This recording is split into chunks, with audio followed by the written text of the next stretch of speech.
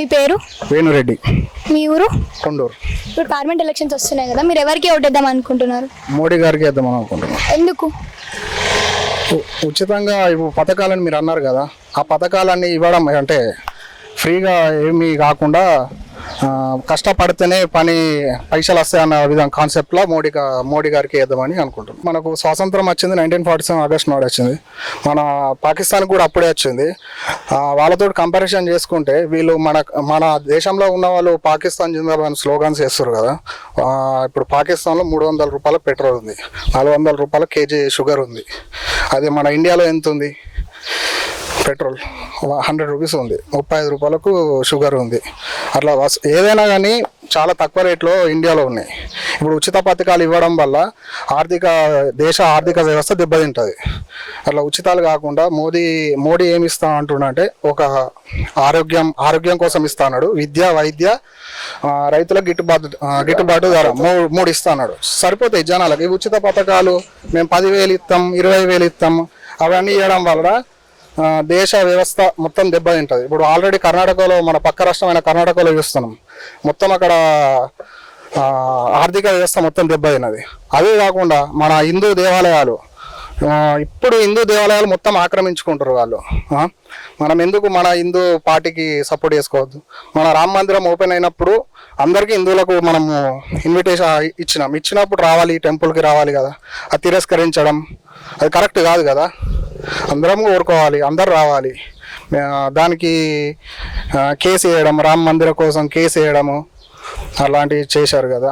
డబ్బులు మనం ఇచ్చినాయి కదా, డొనేషన్స్, గవర్నమెంట్ సొమ్మేం కాదు, అది కట్టింది. అది ప్రతిరోజు ఇన్కమ్ వస్తూనే ఉంది టెంపుల్కి. ఆ టెంపుల్స్ ఇప్పుడు కర్ణాటకలో ఇప్పుడు 400 కోట్లు గుడి డబ్బులు తీసి ఒక మసీద్కి, ఒక చర్చిలకు 350 కోట్లు ఖర్చు పెట్టడానికి వాళ్ళకి హక్కు లేదు కదా. మన దేవాలయాల డబ్బులు తీసుకెళ్ళి రామ మందిరం కట్టడం వల్ల చాలా మందికి జీవన ఉపాధి దొరికింది, చాలా మంది బతుకుతున్నారు. ఇది మంచి చేస్తుంది కదా. టూరిజం ఎక్కువైంది, అన్ని ఎక్కువైనాయి. ఉచిత పథకాల వల్ల దేశ వ్యవస్థ దెబ్బతింటది. ఇప్పుడు మోదీ ఏమి ఫ్రీ అన్నాడు, ఇస్తుండు. తినడానికి తిండి ఇప్పుడు ఇస్తుండు, 5 కిలోల బియ్యం ఇస్తుండు పర్ పర్సన్. చదువుకోవడానికి విద్య ఫ్రీ అంటుండు, మంచి కాన్సెప్ట్. వైద్య ఒకటి మంచి కాన్సెప్ట్ అంటుండు, చాలు జీవనానికి. ఇంకా అవి ఇస్తాము, 10,000 ఇస్తాము, 20,000 ఇస్తాము, అవన్నీ చెప్పడం వల్ల వ్యవస్థ మొత్తం దెబ్బతింటుంది కదా. భారతదేశం వ్యవస్థ మొత్తం ఇప్పుడు ఎక్కడో ఉండే స్థానం ఇప్పుడు 3వ స్థానానికి వచ్చింది జీడిపిలో. ఇప్పుడు ఇంకొక 5 ఏళ్ళు ఉంటే ఇంకా ఫస్ట్ ప్లేస్కి వస్తుంది. మేము 10 ఏళ్లలో ఏం చేయలేడు అంటే ఒక 50 ఏళ్ళు బీజేపీ కూడా పాలించను కదా. దేశం ఎక్కడ ఉంటుందో ఏందో అనేది. ఏదో పార్టీ ఇప్పుడే కొత్తగా వచ్చింది, మేము మార్పిస్తాం అంటే ఇప్పుడే రాలేదు కదా. పార్టీ వచ్చి 60 ఏళ్ళు పాలించింది. ఏం చేసింది? మనుషులను సోమరిపోతులని చేసింది. ఇప్పుడు మేమైనా అంతే ఉన్నాం. ఎవరేం ఉరుక్కుంటా మేము పనిచేస్తాను.